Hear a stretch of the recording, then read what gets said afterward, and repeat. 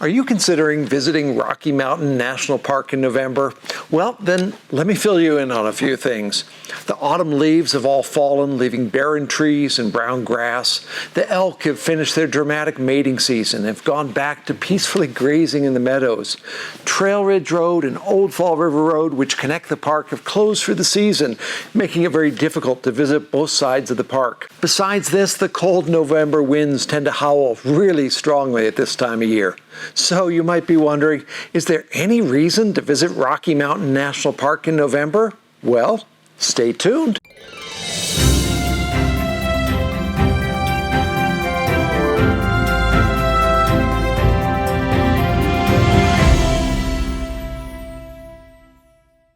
So let's talk about November here in Rocky Mountain National Park. Firstly, let me give you a quick overview of the normal weather for this time of year. Now, be aware that this is based on past years and that this year could be different. In the lower elevations of the park, the daily high temperature is often in the upper 30s. The temperatures at night will generally drop down into the low 20s. Now, as I mentioned in the intro, this can be a very windy time of year. Some of the days, the park will have gusts above 50 miles an hour. In those conditions, it's not an enjoyable or safe time to be out in the forests. In terms of precipitation, normally the high mountains will get a fair amount of snow, and occasionally it will also snow in the lower elevations. But generally the snow doesn't build up too much in the lower parts of the park. By the end of the month, there is often a good base of snow in the subalpine zone, which is basically the area between Bear Lake and Treeline. Now, the snow above treeline and on the high peaks is usually kind of thin, as it's often blown off by the high winds and into the trees below.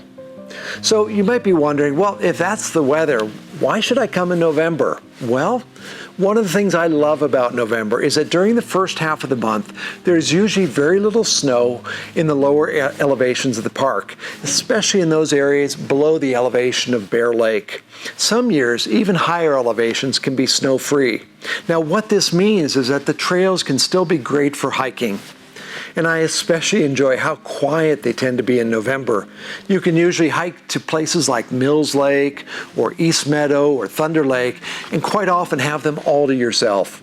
So in November, it can be a great time to put some miles on those hiking boots and see new or favorite areas of the park. Just remember that up high, there's likely to be a lot more snow, so plan on hiking lower down. I recommend that you bring hiking poles and microspikes with you on longer hikes, just in case you encounter areas of snow and ice. I also want to make it clear that you should not go out hiking when the winds are really howling, as on those days, falling trees can be a serious danger. Another nice thing about November is that you do not need a timed entry permit like you do May through October.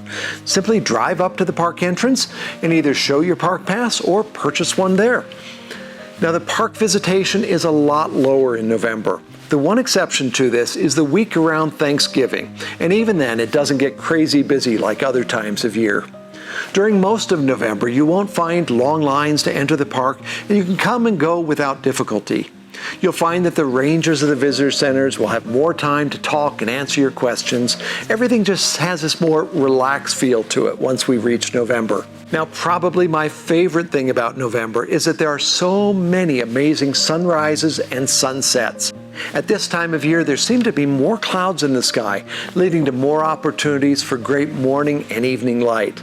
In fact, many of the most dramatic sunrises and sunsets of the entire year seem to happen during this month.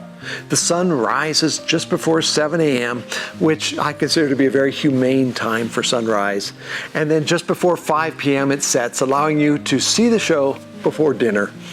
Now, during November, you can usually find large herds of elk grazing in the meadows, such as Beaver Meadows, Moraine Park, Horseshoe Park, the Kawanichi Valley.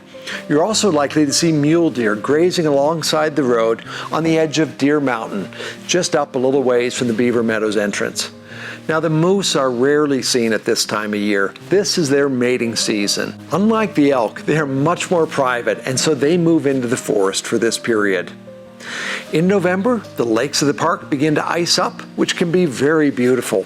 Just remember that the ice will still be very thin, and so please don't try and walk on it yet. Now, another great thing about this month is that by Thanksgiving, there's usually enough snow to snowshoe around the Bear Lake area. And if it's a good snow year, backcountry skiing may also be possible. Just be sure, if you're going to spend any time on the mountain slopes, that you are well educated about how to avoid avalanches. The snow in the Colorado backcountry is well known for being quite unstable compared to other ski destinations.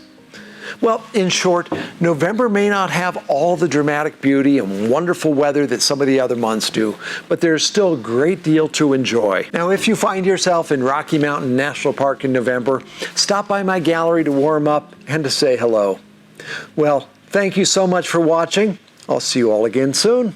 If you would like to learn more about Rocky Mountain National Park, visit my website, RockyMountainNationalPark.com. For my books and calendar, visit RockyTrailPress.com. And if you're visiting Estes Park, Colorado, be sure and stop in my gallery, Images of RM and P.